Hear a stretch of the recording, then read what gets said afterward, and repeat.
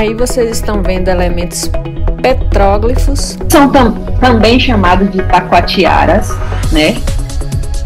No Brasil tem espalhado no Amazonas, tem lá em cima, na Paraíba. Tem os elementos escultóricos também que são encontrados e são pré-históricos, no caso dessas venusinhas pequenininhas, são as mais comuns. E tem os elementos pictóricos, certo? Então você tem a gravura, a escultura e a pintura presente como linguagem, né, na história da arte rupestre, no caso, né? E aí, se a gente for pensar na pré-história, Quando ela começou a ser estudada, aqui, ó, 1868, foi descoberto algumas cavernas, mas só que até então, nesse 1868 aí, quando o camarada descobriu, andando pelas suas terras, o cachorro achou um buraco lá na caverna, começou a latir, o cidadão entrou junto com ele, isso na Espanha, em Altamira. E quando chegou lá com sua lanterninha, que iluminou o teto, viu um teto totalmente pintado. E aí ele ficou enlouquecido, né, sem saber o que era. Até então ninguém sabia, nem parava para fazer esse tipo de pesquisa, né? Não existia esse pensamento de que o homem pré-histórico chegava a pintar, tinha inteligência para isso. Na verdade era bem isso, né? Mas focando aqui, então, nos aspectos artísticos. Aí não se conhecia. E 1800 já é um tempo bem avançado com relação às civilizações. E é final de século XIX. E aí ninguém acreditou quando o cara encontrou, chamou um amigo dele, que era estudioso também da paleontologia, para ver se aquilo ali era possível ter sido feito por antigos pré-históricos, na verdade, né?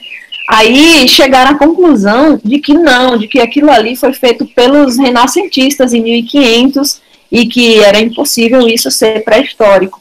Então ficou o cara que achou essa caverna e tinha plena certeza de que não era uma pintura assim recente, eles foram desacreditados e aí só vieram dar crédito quando acharam em 1940, observe, 72 anos depois, foi que encontraram na França uma outra caverna pintada. Em 1940, os estudos já estavam mais evoluídos lá na química e tudo, nas universidades, a ciência já estava um pouco mais avançada e eles conseguiram identificar que não era uma pintura de 1500 dos renascentistas. Não era nenhuma brincadeira, e sim, eram pinturas pré-históricas realmente. Por que ficou assim essa dúvida? Porque os animais estavam perfeitos, né? O formato do touro, e acreditava-se que do bisão, do cavalos e tal, então acreditava-se que não era possível o ser humano pintar com essa precisão. E quando acharam a caverna de Lascaux, na França, foi que comprovaram, inclusive com as variedades de animais e tudo, né? Nesse caso da caverna de Lascaux, foi a partir dessa caverna que surgiu a ideia de que eram pinturas de caças. Por quê? Lembra que os livros colocavam assim, ritual mágico propiciatório para caça. Geralmente os livros colocam isso, né? Para que pintavam as cavernas? Para fazer um ritual antes de ir para caça, pintavam lá para dar tudo certo. Só que isso aí só tomaram por base, imaginem vocês, o fato de uma caverna ser fechada, onde estava essa pintura, e a abertura só dava para passar uma pessoa. Então eles pensaram, uai, se uma só pessoa passava, não tinha acesso a ninguém precisava ver aquilo ali, então provavelmente isso é um ritual mágico, né? Tudo, percebam, tudo, então provavelmente deve ser isso, né? Mas se encontrar alguma coisinha aqui, então é por conta, ele vai se deduzindo a partir do local onde é encontrado e as coisas que são encontradas juntos. Então, por isso que ficou generalizada a ideia de que a pintura pré-histórica era rituais para caça. Mas aí vieram outras e outras, inclusive a brasileira, em 1972, ó, já aqui em nossos tempos, né,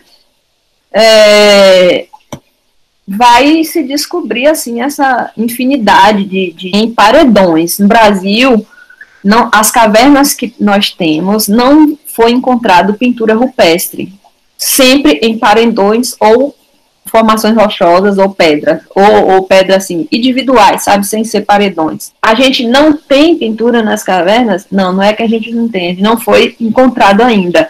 Sempre se encontra as pinturas no exterior, né, no caso Brasil.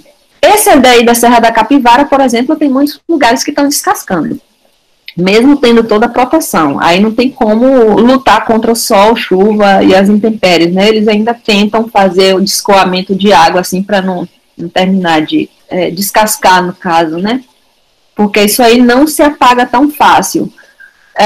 Material utilizado. Esse material, além da argila, não. É óxido de ferro. Esse óxido de ferro é encontrado na própria rocha, que faz o vermelho, que a parte vermelha da rocha, eles descascam ali e usam. Aí o que é que vai fazer para ficar grudadinho ali na pedra? Aí sim, vai entrar gordura animal, sim. Só que a gordura, para fixar, né, fazer a fixação. A ideia do sangue, ele não tem tanto assim, é muito mais a utilização do óxido de ferro, que a gente encontra, a gente vê assim, em pedras mesmo, esse vermelhão todo. O barro, quando ele é muito vermelho, barro vermelho, é porque ele tem óxido de ferro nessa argila, né?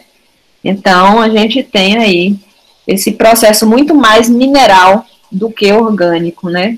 Para fazer essas pinturas e para sobreviver mais tempo. Mas vamos pulando aqui. A coisa que eu queria que vocês observassem, que eu falei, aqui é só para ilustrar. Esse fragmento do livro Arte e Interação, lá na página 15, tem falando, né? O ser humano surgiu aproximadamente 200 mil anos na África. Olha como ele está afirmando. Estudos científicos indicam que o comportamento considerado moderno que desenvolveu a cultura e o que somos hoje já se manifestava por volta de 50 mil anos atrás. Isso aí são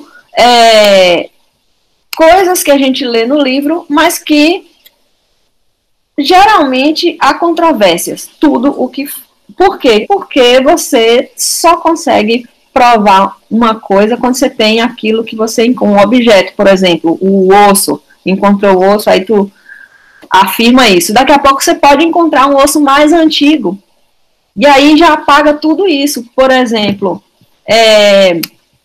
nesse mesmo contexto aqui, eu coloquei o fragmento do livro, e embaixo, no mesmo período, o fragmento de uma notícia, que é diferente do que o livro está afirmando. Uma equipe de 22 arqueólogos descobriu um artefato de pedra no Quênia, fabricado há 3,3 milhões de anos, questionando assim a história da evolução humana.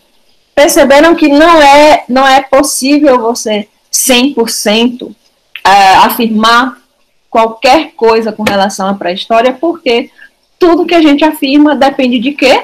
De um achado arqueológico. Se eu achar um mais antigo, aí já era. Minha teoria já foi por terra. Certinho? Até aí? Aqui, ó. Aí no Brasil, aqui. Mais um exemplo que eu coloquei, né? Só para vocês verem que é uma página do livro, que geralmente é o que corre aí nas mãos da gente, é um que é distribuído aí para todas as escolas, né? Os mais antigos sítios ficam no Parque Nacional Serra da Capivara e chegam a 12 mil anos de idade.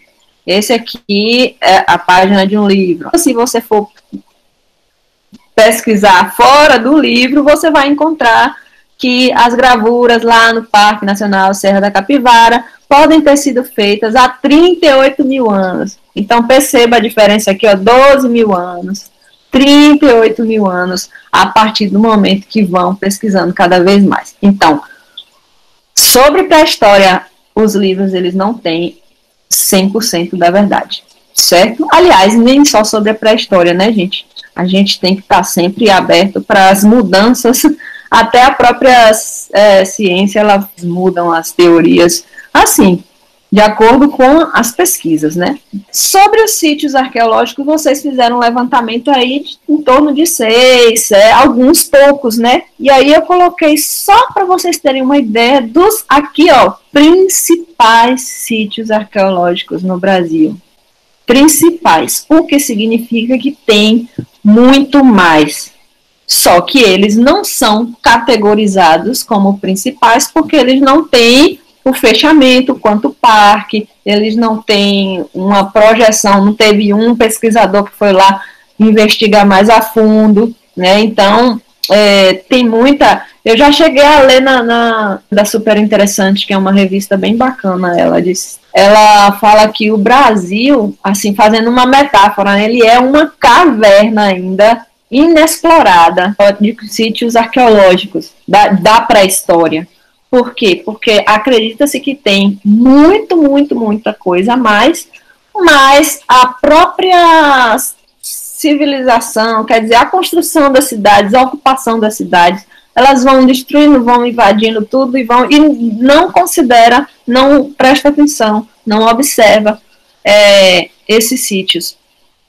Existe, claro, por exemplo, todo lugar que você vai construir, se você cavar ali, fizer a fundação e encontrar uma urna funerária, tem que parar tudo ali e chamar os arqueólogos para fazer essa pesquisa, essa investigação. Mas, geralmente, o que acontece, o interesse privado fica maior do que o interesse público. E aí eles cata aquelas urnas funerárias, mandam para algum lugar, algum museu de arqueologia e fala só que é da região, mas não especifica que é ali.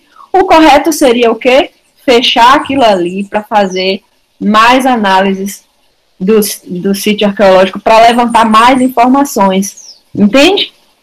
Mas isso geralmente não acontece. Tá, beleza? Vamos lá. Então aí vocês estão vendo como está espalhado aí no Brasil todo, e isso aí são só os principais. Registrado mesmo tem 117 sítios arqueológicos, certo? Registrado no Instituto do Patrimônio Histórico. Aqui é o exemplo para vocês da Serra das Paridas aqui na Bahia, né, lá na Chapada Diamantina, como eles estruturaram bonitinho, embora tá aqui meio, essa plaquinha de bem-vindo tá meio com ferrugenzinho descendo, mas pelo menos tem a explicação. Eles chamam lá de complexo arqueológico, né, Serra das Paridas, e aí tem os painéis da pintura rupestre.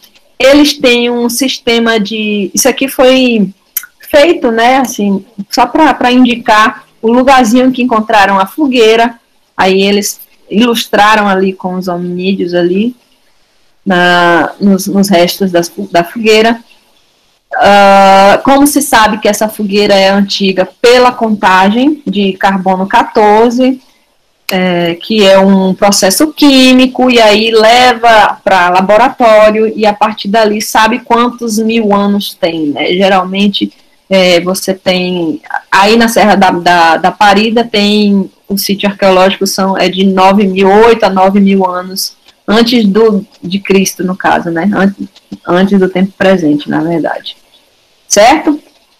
Aí ainda lá na Serra das Paridas foi só para mostrar como eles fizeram cuidar. Essa casinha que vocês estão vendo aqui, toda feita de pedra, ela recebe o visitante com um cafezinho, com um biscoitinho de goma, toda bonitinha. Então, assim, significa que ainda há luz no fim do túnel. Tem uma galera preocupada na preservação ali. Só que quando a gente fala em Chapada Diamantina, o povo que vai para lá vai para onde? Vai para as cachoeiras. Só vai ver cachoeira, vai se fazer um turismo ecológico e nem sabe que existe esse turismo cultural. E fica assim um pouco amíngua lá, né? Eu estava conversando com um rapaz, ele, nossa, tem muito pouca visitação aqui. Como que vocês descobriram? Porque o povo não sabe. Então, geralmente é isso que acontece. O pessoal não sabe, não conhece e aí não visita, né? Não valoriza o espaço todo bonitinho para recepção e não tem essa projeção, né? Aqui é uma das figuras que tem lá pintada, né? Também com o mesmo processo de óxido de ferro. Certo? Beleza. E o sambaquis? Quem já ouviu falar aqui em sambaqui? Já? Você conhece o que de sambaqui, Nicole? Lembrou mais não, a gente falou na aula de história. É, né? Se eu não me engano, era tipo umas conchas, eu não lembro. Era ostra, negocinho de ostra, que era meio que os enterros de um pessoal. Eram uns montes, assim. São essas formações piramidais aqui e que são os acúmulos, né, dos restos que eles comem, que são as conchas, e geralmente os sambaquis vão acontecer mesmo no litoral.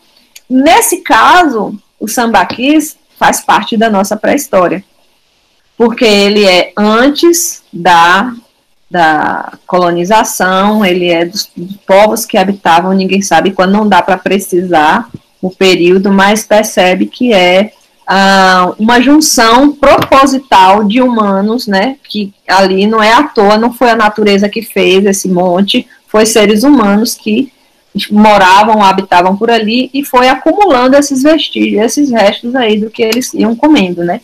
Isso aí. Assim, e o que eu ia mostrar para vocês é que tanto sambaquis quanto os potes lá, Aratu, os sítios arqueológicos Aratu, que encontrados em toda essa região aqui, ó, Cabralha, Porto Seguro, Arraial da Ajuda, Trancoso, aqui ainda em Trancoso, e um outro aqui que é em Vale Verde, e Barra Velha, que ainda é Porto Seguro. Então, aqui é a região de Porto Seguro, a gente também tem esses sítios arqueológicos que tinham essas urnas funerárias encontradas, né? Bom, praticamente é isso que eu falei. Como que o país lida com esse tipo de patrimônio? A gente tem uma parte que é a acadêmica, que se preocupa, que é muito pouca, e a gente tem a grande maioria da população que, por desconhecimento, não entende, não valoriza, não conhece, não visita e pode ocasionar depredação. Esse que é o problema. Na Chapada Diamantina, aquele parque está preservado, mas tinha um que simplesmente chegaram e picharam por cima, né? Não foi nem com spray, foi com tinta mesmo. Fizeram caretas, enfim. Então, isso aí já vai o que? É uma pintura sobre um registro, que é depredação do patrimônio arqueológico, no caso. Aí, outro exemplo, na Pedra do Ingá. Essa aqui foi um parágrafo que eu tirei de uma informação em 2018. Tombado pelo patrimônio histórico em 1944, Parque da Pedra do Ingá tem infraestrutura precária e acesso difícil. No local não existe um museu, a única lanchonete vive fechada e as visitações só são feitas com marcação de um guia que leva o turista ao encontro da pedra, às margens do rio Ingá. Aqui a gente está tratando de como o país trata, né? Então, existe ainda essa dificuldade de montar um parque de forma adequada. Eu soube já que esse ano, uns anos depois de 20 agora, ele está mais equipadinho, está mais organizadinho, porque a universidade está tomando conta, né?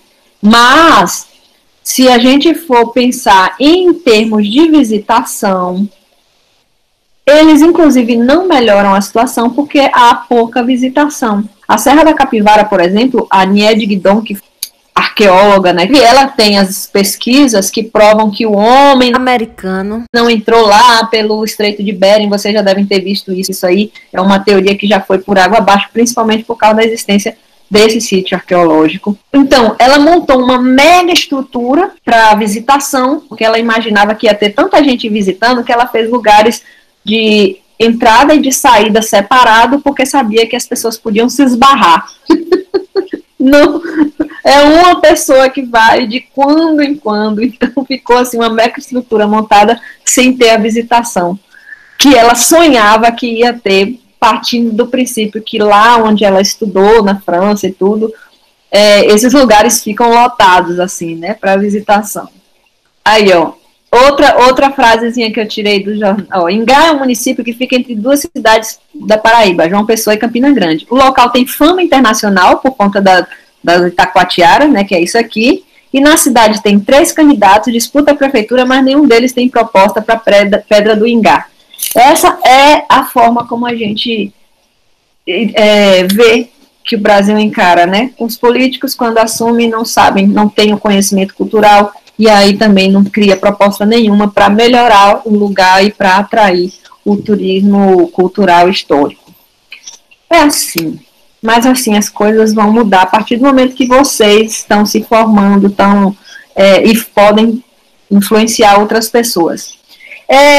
Isso aqui eu nem preciso muito ler, não, gente, foi só para vocês entenderem a importância que isso está é uma lei, né, legislação, faz parte da legislação, que explica a importância dos monumentos arqueológicos e pré-históricos, e falam que não pode, que se tem interesse arqueológico ou paleoetnográfico, não pode ser feito o que fizeram aqui, né, tira e ignora que existe. Precisa ter uma atenção para o lugar, né? Lá são proibidos em todo o território nacional o aproveitamento econômico, a destruição ou mutilação para qualquer fim das jazidas arqueológicas ou pré-históricas conhecidas, como sambaquis, casqueiros, concheiros, bem como sítios, inscrições e objetos. Ou seja, você tem uma legislação que pode coibir a depredação do patrimônio histórico, só precisa ser aplicada. E aí, gente, vamos só dar uma passeada pelo mundo aí, né? As pinturas rupestres tem em todos os lugares, só que em cada lugar tem sua característica específica. Algumas na África, para vocês terem ideia. Essa daqui, gente, essa foto aí foi feita antes da depredação, porque eles destruíram esse muro aí, ficou abandonada e picharam por cima dessa região aí, desse lugar, na África. Na Austrália, esse aí é um parque, está preservado, né? E aqui é interessante porque as figuras, elas não são humanas, nem... É muito estranho as figuras. O povo visita isso aí dizendo que é um local de extraterrestre, por conta do formato das figuras, né? Que são meio animais, meio sei lá o quê. Na Ásia tem as mãos. Tem as mãos, essas mãos são mais antigas, no caso, 40 mil anos antes do tempo presente. Mas vocês sabem que aqui na Argentina também tem esse mesmo processo de mão. Veja, lugares totalmente distantes, em tempos totalmente distantes. Eles pensaram nesse mesmo processo de fazer assim: coloca a mão na pedra, coloca o pigmento, o pó, o barro, o óxido de ferro numa varinha e sopra. Aí sai o formato da mão lá, né? Então, esse mesma ideia foi em vários locais, teve. Isso aqui também não se sabe o porquê, se é só um simples registro, uma simples descoberta de mão, ou como aqui na Patagônia, na Argentina. Existem algumas teorias de que seria a passagem do adolescente para adulto, porque as mãos, elas não são 100% grandes, né? E elas são, assim, um formato menorzinho, então acredita-se que sejam mãos de adolescente. Agora vem a melhor parte. Pesquisas mais recentes ainda questionaram essa teoria, dizendo por que tem que ser mão de homem adolescente e por que não mãos de mulheres, né? Porque a mão da mulher, ela não é tão grande, não é tão como o dos homens, né? Por que não?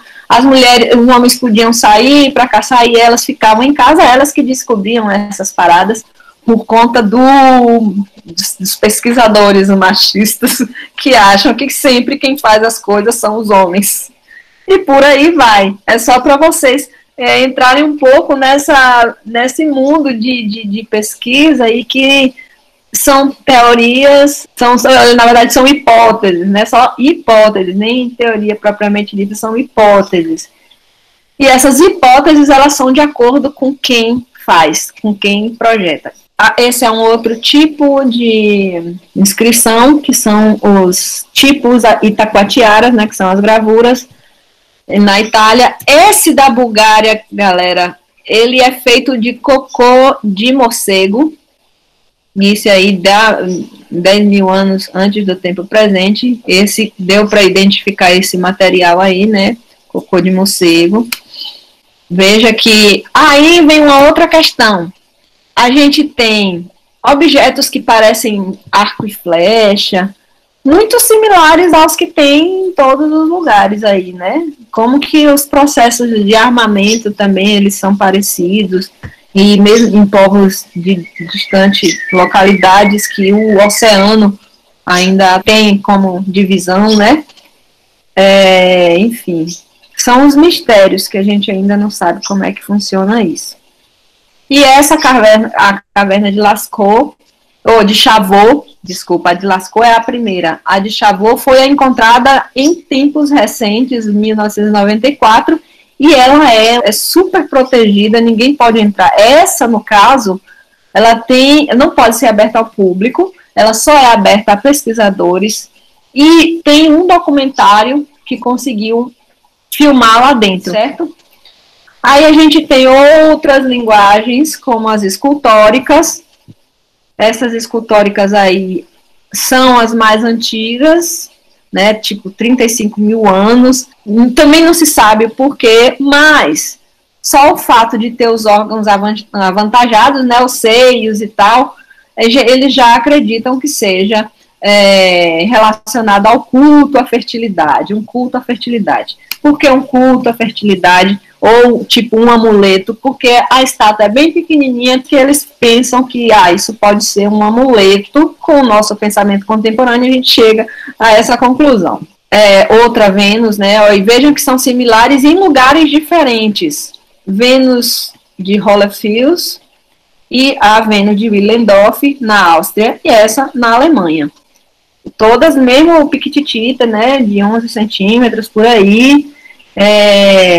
E também com as mesmas características, né, com seios fartos, a cabeça pouco importa, o importante é o corpo, então acredita-se que seja essa questão da fertilidade mesmo, né, a deusa, a mãe terra, ou a coisa redonda também, né, não se sabe, mas existem essas hipóteses. E ainda dentro da arte pré-histórica, a gente tem o registro da música, da existência da música também há pelo menos 35 mil anos, que é a data que foi registrada desses ossos, que furadinhos no mesmo lugar, ou em lugares assim específicos, né, e não foi só uma que foi encontrada, para não ser coincidência, foram vários, com uns 4, 5 furos, que se soprar, sai o som, apertando eles, como se fosse uma flauta. E você percebe que aqui foi realmente cavado propositadamente, não foi mera obra do acaso, né? Então isso aí é considerado um registro do início da música, né? A música pré-histórica tá aí nessa flauta, tá? Nesses ossos, né? Tem osso de abutre, que foram os que encontraram e que conseguiram, inclusive, fazer a reprodução do som ali, né, soprando ela, apertando os buraquinhos e tirando, conseguiram fazer a reprodução do som. Com relação à arquitetura ainda na pré-história, a gente tem os dolmens, que são estruturas de pedra com um tampo em cima e que vai ter corpos, por isso chama de túmulo coletivo. Corpos não, vai ter ossos, né, que provavelmente foram corpos que jogaram lá.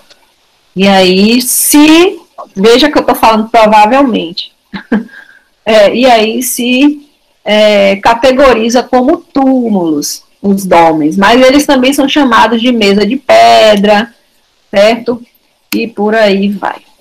O mais famoso aí, estrutura de pedra, é o Stonehenge, né? Vocês já viram falar, na Inglaterra, mas esse Stonehenge, aí alguém pesquisou aí, né, quem foi que achou o do Amapá.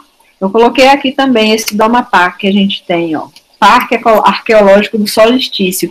São pedras, são chamadas monólitos, né, que elas poderiam ser aleatórias, só que tem características muito específicas, que é, por exemplo, acompanhar a trajetória do Sol. Tem um monolito aqui, que ela acompanha a trajetória do Sol no solstício.